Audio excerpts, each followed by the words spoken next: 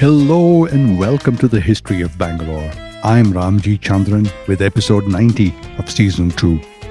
In my last episode, we looked at the world that Nadir Shah's sack of Delhi had unmade. The Mughal North hollowed out, the Carnatic contested between two European companies, Britain and France, Hyderabad exposed and unstable, and Mysore, the most institutionally coherent power on the southern plateau, running on the momentum of Chikkadevaraja's institutions while a pair of Dalavai brothers held the real power. Today, we meet the man who walked into the landscape and remade it, Hyder Ali, the volunteer soldier who, with nothing but his wits and his observation, ended as the de facto ruler of Mysore. This is the story of how he got there. But first, a word of thanks to my sponsors, the Prestige Group, who make this podcast possible. Building cities one landmark at a time, they transform dreams into reality. You can be a part of the future. Simply add prestige to your life. The exact year of Hyder Ali's birth is not agreed upon. Different sources say different things. 1717, 1719, 1720, 1722. What we do know is that he was born near Kolar. He was the son of Fath Muhammad, a professional soldier who served the Nawab of Arcot and then the Maharaja of Mysore, and eventually he had become a Mughal Faujdar or a military official at Sira. Hyder Ali's father had died in battle in 1728. Hyder was 8 years old at the time, and what followed was not a comfortable childhood. He and his elder brother Shahbaz were tortured by the son of the late Subedar of Sira over family debts that their father had left behind. The brothers sought refuge, eventually making their way to Srirangapatna, where they were taken in by their uncle. This was the uncle who schooled them in cavalry and combat. And this is the foundation on which Hyder Ali built everything. Not lineage, not patronage, not a family name with political weight. The dead father, a debt, a refuge, and an uncle who taught him how to fight. For several years after that, Hyder served in miscellaneous capacities as a volunteer, not even a regular soldier of the Mysore state, but a freelance combatant, attaching himself to whatever campaign offered the best opportunity for distinction. It was in this capacity that he first encountered the event that would permanently alter, permanently change his understanding of warfare. And that came in 1746 with the First Carnatic War. Hyder was part of his brother Shahbaz's unit, and the Mysore state had been enjoined by the British to fight on their behalf against the French. Hyder Ali's own role as a volunteer, rather than as a line soldier, involved irregular tactics and movement.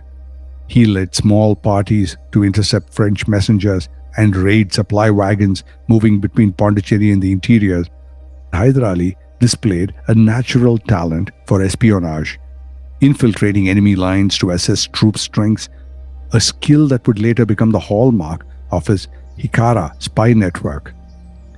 But what he also witnessed in the vicinity of Madras, and this was probably during the Battle of Adyar, was something that changed him.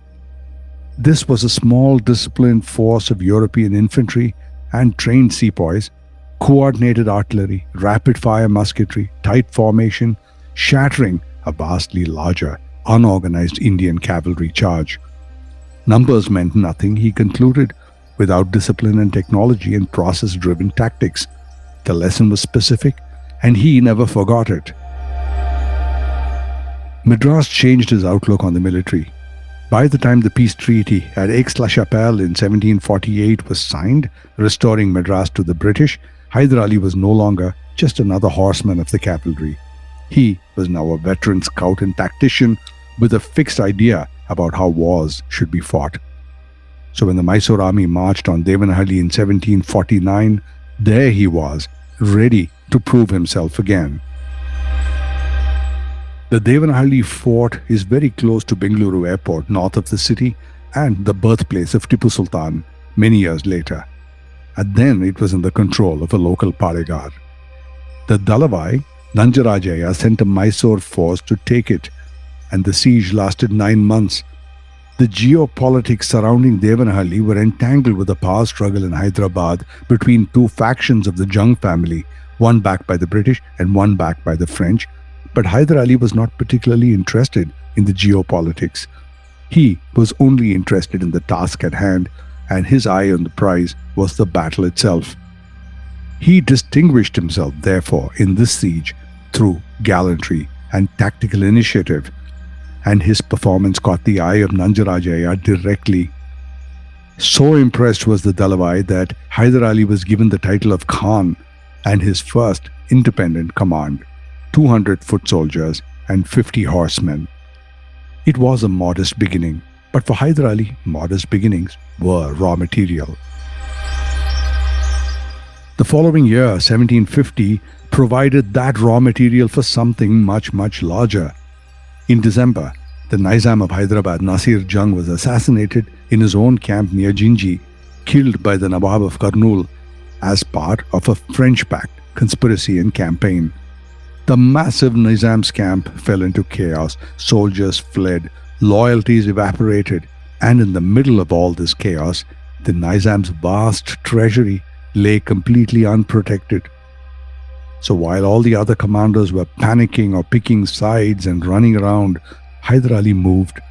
He, with a tight contingent of followers, mainly the Bengaluru community, who were the tribal fighting community that he had recruited into his private service, slipped through the confusion to the treasury of the camp, seized 3 camels, loaded them with gold and silver coins, and for good measure helped themselves to a significant number of muskets and horses, and made away with them all. Smartly, Hyder Ali did not keep all of it. If he had done that, that would have made him a thief and ended his career. So, 1 camel load of gold went directly to his patron, the Dalawai Nanjarajaya. It was a gesture that was both loyal and politically astute. It cemented his reputation as a lucky and generous commander. Nanjarajaya gave him his blessings to continue operating, now with near total autonomy. The remaining 2 camel loads of gold were sent to Devanahalli, which Hyder Ali now made his personal headquarters. With that gold, he recruited 500 hand-picked men, and these were not regular Mysore troops, but men loyal directly and exclusively to him. He hired people that had deserted the French army to train them, and these Frenchmen were highly trained in the tactics of battle, the same tactics that Hyder Ali worshipped. And then he brought in a brilliant accountant named Khande Rao, who created a ledger system to ensure that every future acquisition was tracked and accounted for, allowing Hyder to sustain and grow his private army without relying on the chronically unfunded Mysore treasury. Remember now, Hyder was completely illiterate. The Jinji windfall of 1750 was the seed capital of what would become the Mysore Sultanate. And now for a commercial break, and when I'm back, the rest of the first introduction to Hyder Ali, coming right up, right after this. Maximum connectivity, maximum luxury, maximum lifestyle. Live your max at Prestige Raintree Park. Opulent residences nestled in 21 acres of breathtaking landscape with 1 lakh plus square feet of clubhouse, 3 swimming pools, and ample leisure and sports amenities. Experience exquisite living at Prestige Raintree Park in prime Whitefield with schools, offices, hospitals, and shopping malls just a hop away. Call 81399 81399 or visit prestigeconstructions.com to know more. Radar approved. The 5 years that followed 1750 were a tightly packed sequence of escalation, each step building on the previous. In 1752, Nanjarajaya sent Hyder with 1,800 cavalry to assist French forces near Trichy, where they faced Maratha opposition. As you can tell by now, already there was a friendship growing with the French and Mysore. The campaign brought Hyder to the attention of impressed French commanders, including the Nizam. More importantly, it brought him into direct contact with Joseph-François Dupleix, the governor of French India, an administrator who had combined political ambition with military competence in a way that Hyder recognized and respected. it must be said that Hyder Ali did not imitate the French blindly. Instead, what he absorbed was a lesson in structure and process that could transform the balance of a battle, transform the balance of war, in fact. Come 1755, Nanjarajaya prepared to withdraw from the French alliance. Hyder Ali acted independently. He concluded a side arrangement with Dupleix, committing 6,000 troops to remain in French service until the capture of Trichy. That same year, he was appointed Faujdar of Dindigal, a fortified town where he immediately established an arsenal and a weapons laboratory under French engineering supervision. And those were the origins of everything that Hyder Ali did in terms of the technology that he brought to bear, including the famous Mysore rockets. About that, we will see later. When Hyder's brother Shahbaz died in 1756, Hyder inherited his command. His total force was now 15,000 soldiers, a private army including a corps of European-trained infantry and a potent cavalry wing. By 1757, the kingdom of Mysore was in serious financial distress. Decades of continuous warfare had depleted the treasury. That year, the kingdom defaulted on its soldiers' wages. The troops got together and staged a dharna, and that is a sit-in protest, surrounding the palace and Dalbai Nanjarajaya's house, blockading food and water. It was Hyder Ali who came to the rescue and broke the impasse. He paid the arrears from his own private resources and restored order. Now, this gesture, as you can tell, was not entirely altruistic. It was the most precisely calculated investment of Hyder's career. Those soldiers whose wages he paid became his soldiers in everything but name. To be fair, Nanjarajaya, recognizing the new reality and knowing where his friends were, appointed Hyder Ali Commander-in-Chief of the Mysore Armed Forces. In 1759, the Maratha Peshwa Nana Sahib had observed that Mysore's attention was completely consumed by the Carnatic Wars.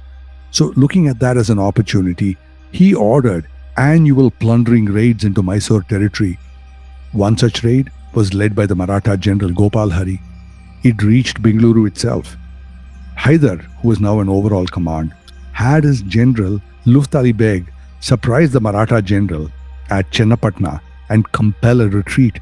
The whole garrison had to leave. In recognition of this victory for saving Mysore from the Marathas, the Mysore king ruling at the time, Chikka Krishna Raja, conferred upon Hyder Ali the title Fateh Hyder Bahadur, and the grant that came with it was the Jagir of Bengaluru, and Hyder Ali was now the ruler of Bengaluru. That grant changed the arithmetic of power in a single stroke of the pen. The revenues of Bengaluru Pete went directly to Hyder Ali, providing financial independence from the Mysore treasury. The Bengaluru fort gave him the strongest military sanctuary on the plateau, and control of Bengaluru gave him command of the communication lines between Srirangapatna and the Carnatic, making him the gatekeeper of the kingdom. The Dalbai system, which had been designed to give military commanders operational authority while keeping them institutionally dependent on the throne, had, in the case of Hyder Ali, produced exactly the opposite result. Hyder Ali had inherited the long-standing system of the Dalbai, but now he was more powerful than the throne itself. For a long time, Hyder Ali was content to receive orders from Mysore. But then something happened that completely severed that relationship. In 1760, Lakshmi Amani, the Dowager Queen who had been conspiring against the Dalabais for years because she didn't like anything other than the ruling family ruling Mysore, persuaded that long-time associate of Hyder's, Khande Rao, to move against him. In August 1760, Khande Rao turned the guns of Mysore on Hyder Ali's house. Hyder Ali escaped, leaving his family and his 8-year-old son Tipu behind, correctly calculating that they were not Mysore's targets and they would be left alone as civilians. And then he escaped in the night and made his way to the Kaveri. He got into a coracle and traveled 20 hours straight to Anekal, and from there made it back to the safety of his Jagir, Bengaluru. In Bengaluru, Hyder regrouped. He appealed to his former patron Nanjarajaya for support, and he waited for his moment. And that moment came in 1761. The Marathas had just been catastrophically defeated at the Third Battle of Panipat. Their power in the north had been shattered in a single afternoon of that battle. The distraction that it created was enough. Hyder defeated Khande Rao's forces at Nanjangud and returned to Srirangapatna to demand the surrender of the government. He was now the government, but Hyder did not depose the king. He left Nanjaraja Wadayar, the ruling king, on the throne and made him a king in title only, a ceremonial presence behind which the real authority now sat.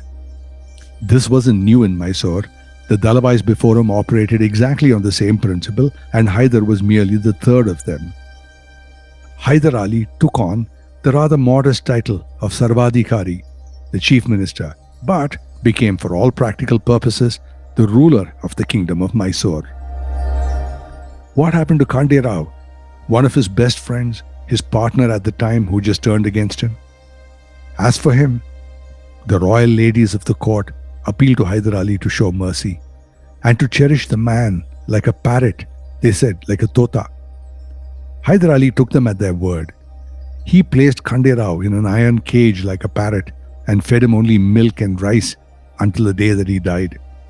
And that cage was kept at a careful distance from Srirangapatna in the heart of the Bengaluru Pete, where Khande Rao spent his last years sitting in a cage in full public display to be jeered at by every passerby. Hyder Ali, who had been born in Kolar to a dead father's debts, who had learned to fight from an uncle but never learned to read and write, who had seized his seed capital from a dead Nizam's unguarded treasury, who had stepped up to pay a defaulting army from his own pocket and got its loyalty in the process, that man was the ruler of Mysore. But he was also the jagir of Bengaluru, and his first order of business was the city that he already owned. In my next episode, let's follow what Hyder Ali did with Bengaluru, how he rebuilt the fort in stone and transformed it from a market town to a thriving military complex. Stay tuned for that episode. It's coming right up after this. I am Ramjee Chandran, and this is the history of Bangalore.